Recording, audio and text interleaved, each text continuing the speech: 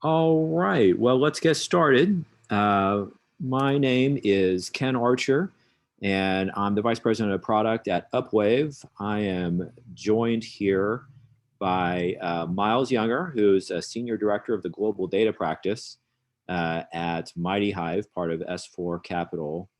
And we are here to talk about a super timely topic, the impact of the IDFA opt-in on measurement. Um, so as we're going through our presentation, as you have questions, feel free to enter them into the Q&A, and Miles and I will address them at the close. The presentation should take about 15 to 20 minutes, and then we'll do some Q&A. So this webinar is for you. You know you're in the right place. If privacy safe tracking is a priority for you in 2021, and all surveys indicate that after COVID, this is the #1 priority for advertisers this year. And also, if you're concerned with the drawbacks of person-level tracking and need to know viable alternatives. So what are we talking about here? So when it comes to measurement, we are obviously losing device level identifiers. We're losing MAIDs, we're losing cookies. And what has really pushed the envelope and forced the hand of measurement companies has been Apple's announcement. Apple's announcement first that they are zeroing out IDFAs and changing IDFA tracking to being opt-in. And while this is something that is, they've said will happen early this year, what we and other measurement companies are seeing is this line chart you're seeing at the bottom, is that the percent of iOS devices with zeroed IDFAs has already been increasing at an alarming extent. Right now, 40 to 50% of iOS traffic is not trackable. But also Apple has made it clear that email is not going to take the place of IDFA. That we're here to talk about what are the options to device level tracking. First, in terms of person level tracking, and what are those drawbacks? And then we're given the many drawbacks of person level tracking, Miles is gonna talk about a really exciting development that some innovative ad tech companies are working on around micro cohort level tracking. So what are the limitations to person level tracking at this point? Well, there's a lot of people see person level tracking as sort of the panacea for the loss of cookies and MAIDs, but it is really not when you dive into it. So the two approaches that are being explored, one is fingerprinting. And the fingerprinting, just to define this, is taking device characteristics, specifically the IP address plus information from the user agent that's part of an HTTP pixel request. So IP address alone is not sufficient. If you combine that with information from the user agent, you can resolve an impression down to a specific device with a high level of accuracy. However, this not only does this violate the terms of all operating system and browser platforms, these platforms are committed to winning a cat and mouse game over fingerprinting and making it technically impossible to do fingerprinting. There are still some measurement platforms that are doing fingerprinting. Generally, when you hear them talking about some type of probabilistic identifier that uses machine learning, and then there's just hand waving after that point, that's a pretty good sign that they're doing fingerprinting. And that is not a future-proof solution. But the second is hashed emails. So there are a lot of companies that are focused on hashed emails. And here we're not talking about hashed emails for targeting, for media buying. We're talking about hashed emails as a solution to measurement. What we have found is that hashed emails actually are not a panacea for the loss of cookies and maize. They are not a one-to-one replacement for the following reason. One is they do not scale. So 90% or more of internet traffic is not logged in. So most of your programmatic buy is not going to be logged in, but even a large portion of your direct buys is inventory that is not logged in. Also, for users that are logged in, most media companies don't have the technical ability to manage hashed email exposure data. So you're really just talking about a small subset of inventory from the largest media companies that are able to share this kind of exposure data with third-party measurement companies. So it doesn't scale. The second problem is Apple has announced that hashed email sharing by iOS mobile app publishers will violate its privacy policy beginning early this year. So we have talked to multiple major media companies that are saying they are terrified of being kicked off the App Store and will not be sharing exposure data keyed against hashed emails with third-party measurement companies. So this lack of scale, this loss of iOS, the problem with that from a measurement perspective is that it makes incrementality impossible because you have massively contaminated control groups at that point. So yes, you may still get some smaller subset of exposure data, but once you've lost the ability to have a non-contaminated control group, it's really difficult to do measurement because you can't make any claims to causality. So that's the basic problem that we see with different solutions out there that claim to be one-to-one replacements of cookies and maize. So what we need to do at this point is really back up as an industry and say, why was one-to-one tracking important in the first place? So when we started doing digital measurement, why was this exciting? From a measurement perspective, what options did this give us, one-to-one tracking, that we didn't have before? Well, these graphics are meant to illustrate why one-to-one tracking was important. Before digital, advertising measurement was reliant on top-down media mix data. So basically, looking at data by month, by market, and trying to understand which media driver was most correlated with sales or brand metrics. And the problem with this is that at this higher level of data, it's very hard to tease apart which media driver is driving sales or driving brand impact in a short period of time. It takes a longer period of time to collect more and more of this data before you can get any kind of a read on what media drivers are driving brand effectiveness. The stats word for this is This is the challenge of multicollinearity. You have highly correlated media driver data at this top-down level. But then if we have bottoms-up media mix data, well, then you don't have that problem. So with the granular bottoms-up data of the type that's yielded by digital advertising, it's easier to isolate and measure the causal drivers of ad effectiveness. So this is really why one-to-one tracking is important.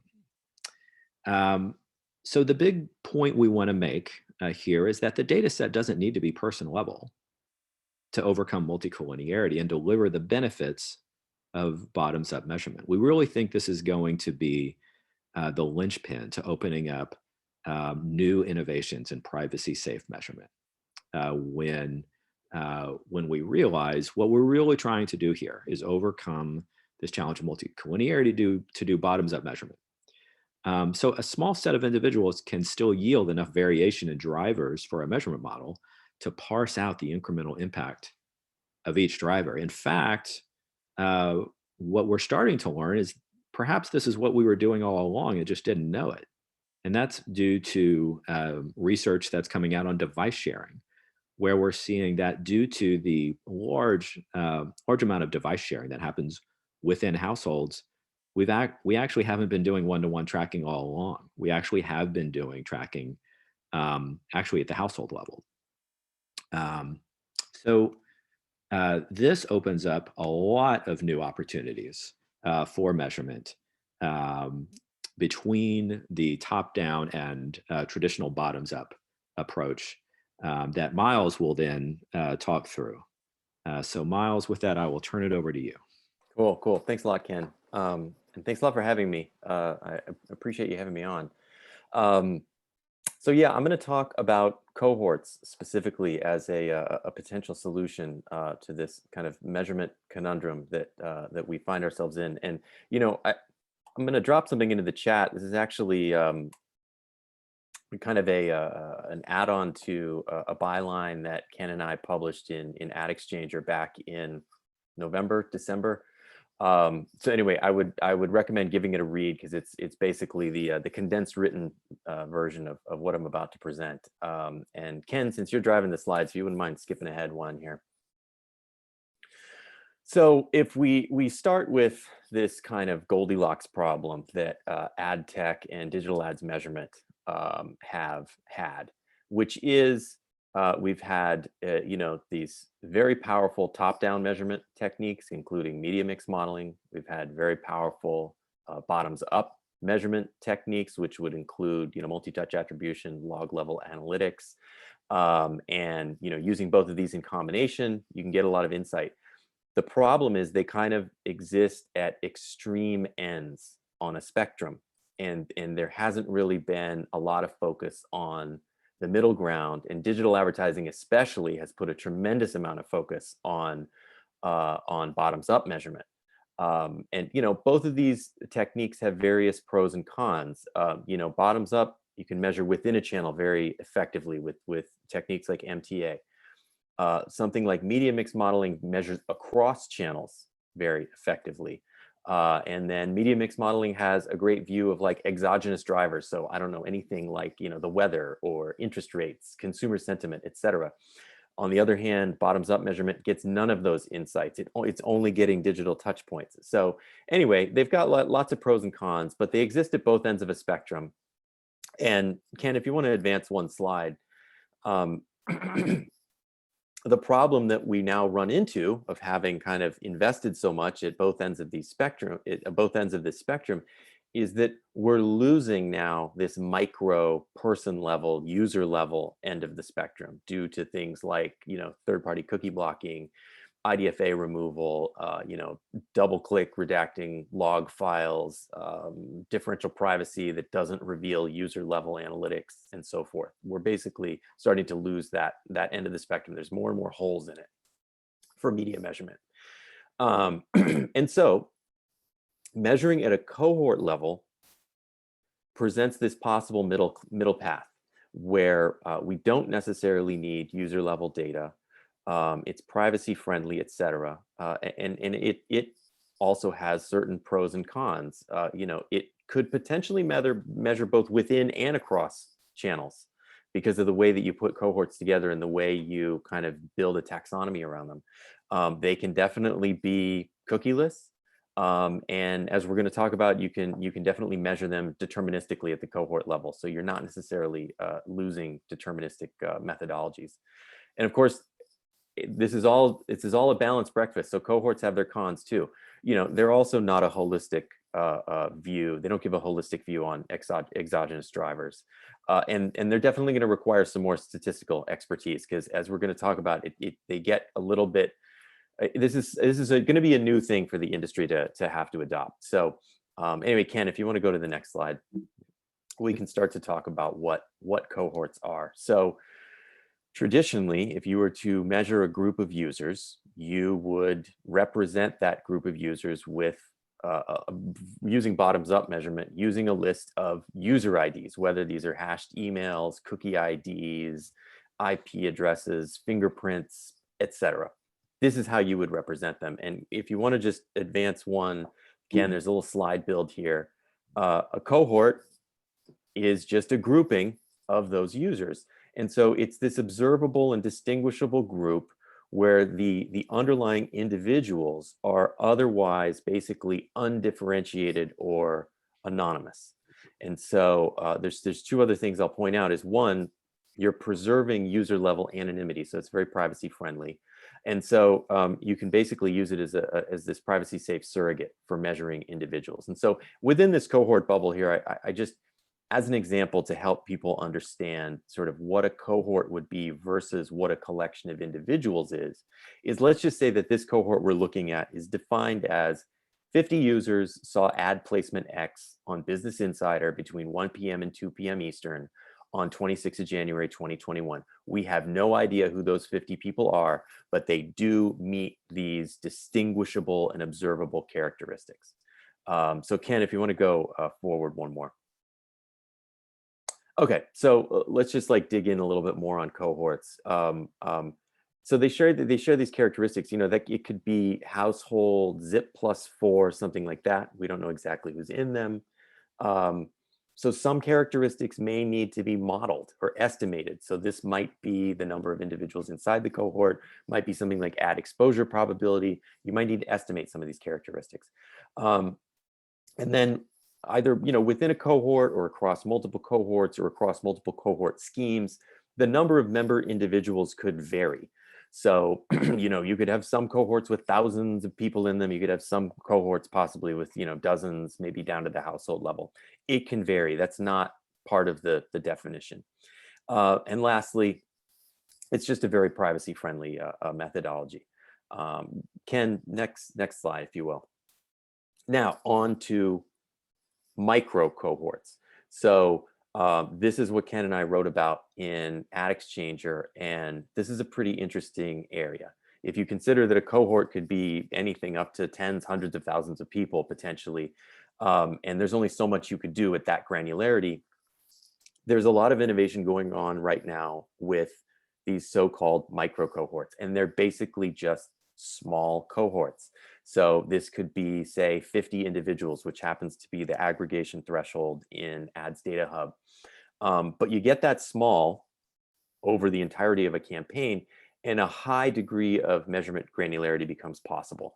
Because if you have a large enough number of small micro cohorts, you get enough variance in your data set that you can start to use these deterministic bottoms-up measurement approaches that frankly are quite familiar to the industry. Next slide, please, Ken.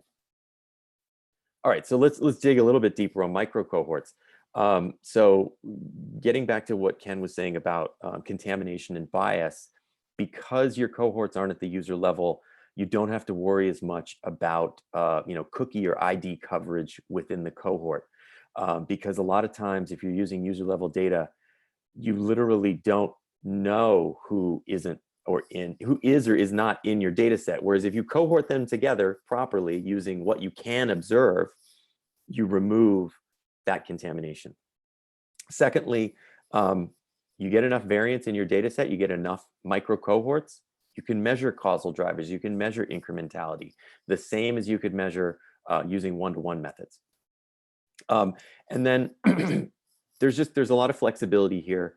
You know, how you define a cohort is not set in stone. You know, it's basically some recognizable, observable, consistent dimension that you can use to group users. So this could be geo-based, it could be UTM parameters, it could be based on IP address, anything like that. Next slide, please. So just again, to echo some stuff that Ken said earlier, it's just important to note that deterministic measurement, as we see with micro cohorts, it doesn't have to be at a one-to-one level. You can basically kind of go one aggregation step up the spectrum to the micro cohort level and use many of the same techniques and frankly get just as powerful of results. So next slide, please. All right. So I think this is my last slide, just to kind of wrap up this look at cohorts.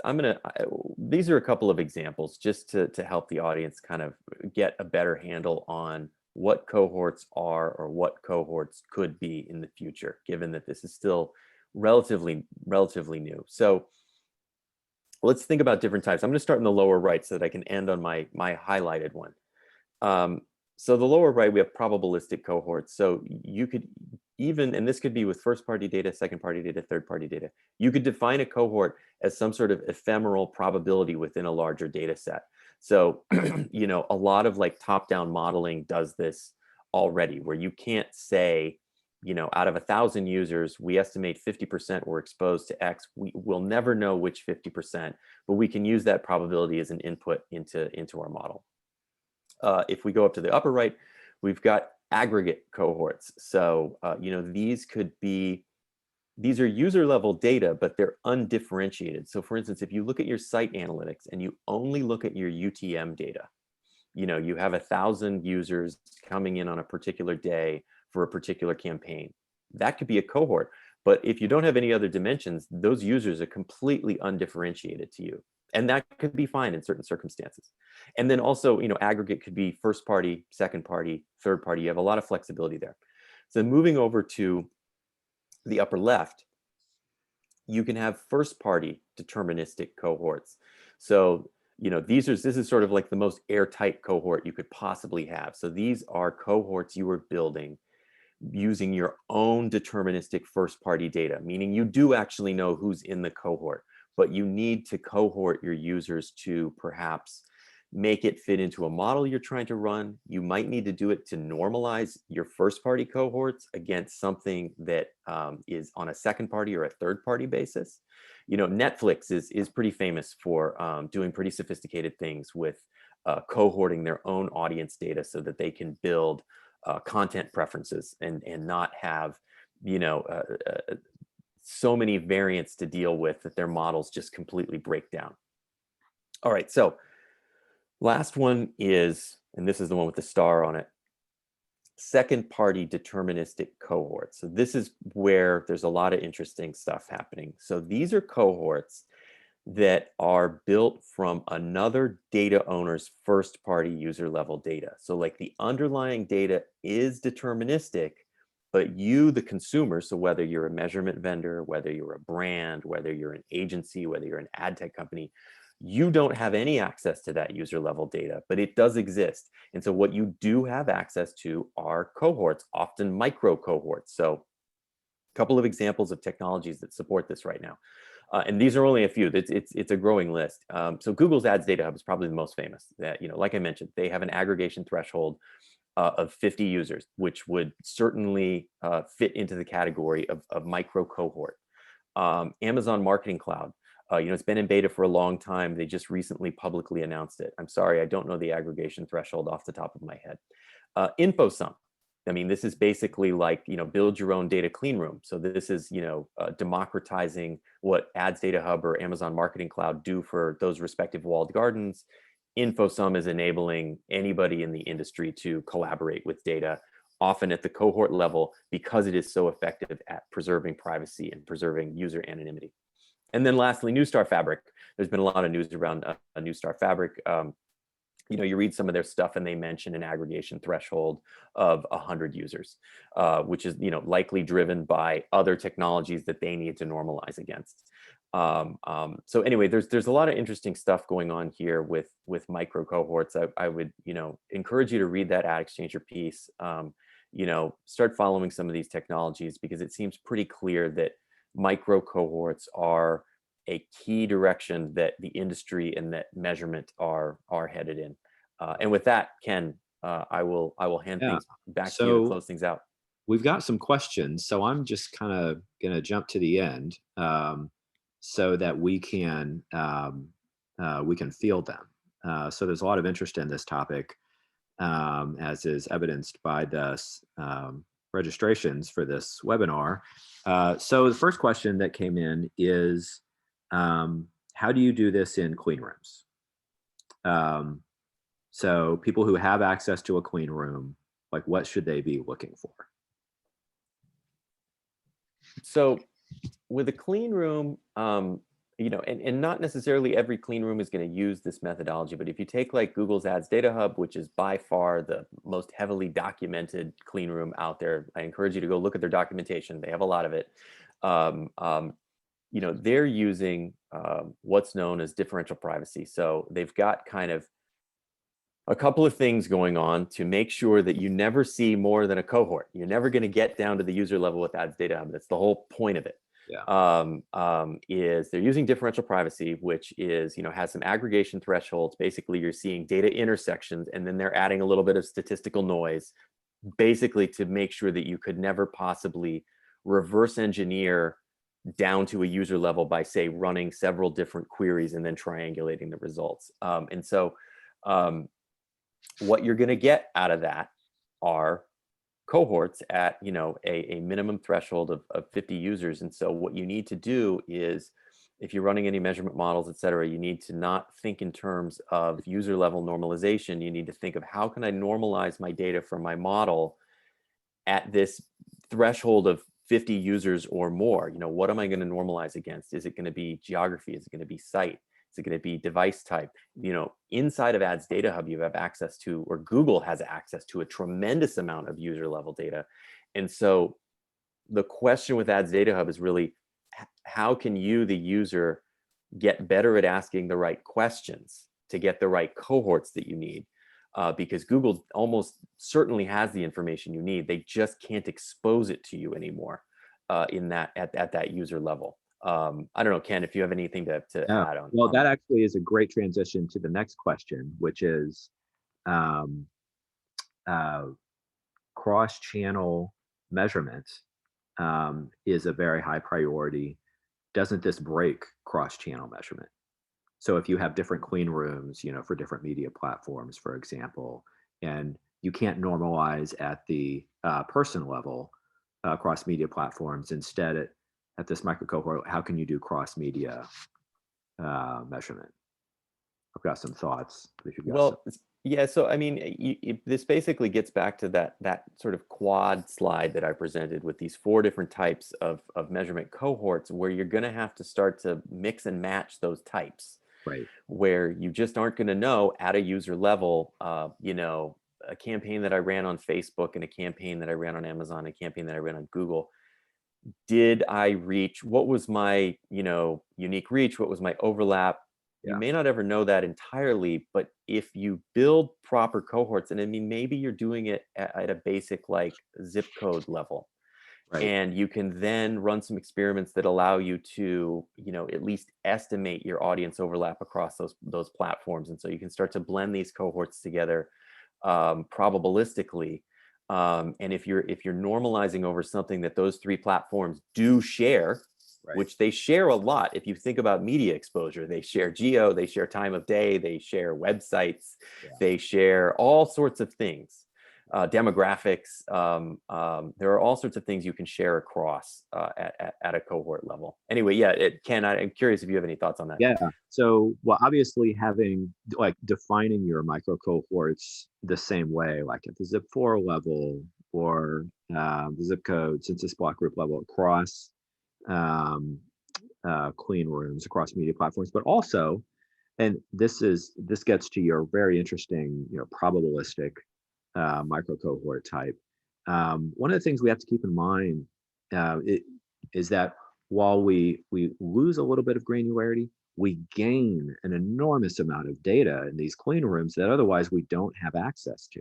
And a lot of people overlook that we're actually gaining a lot more than we're losing with this approach. And so what you can do is train a propensity to be exposed model in one platform using model features, say age, gender, geography, that are shared across your media platforms, and then simply ingest that model into your other media platforms.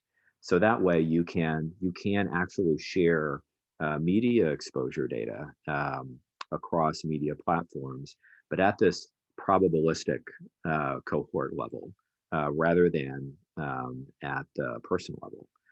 So again, this requires more comfort with using statistics for this, but it actually enables us to get to the same result, but in a privacy safe way. Another question is, this approach doesn't feel transparent.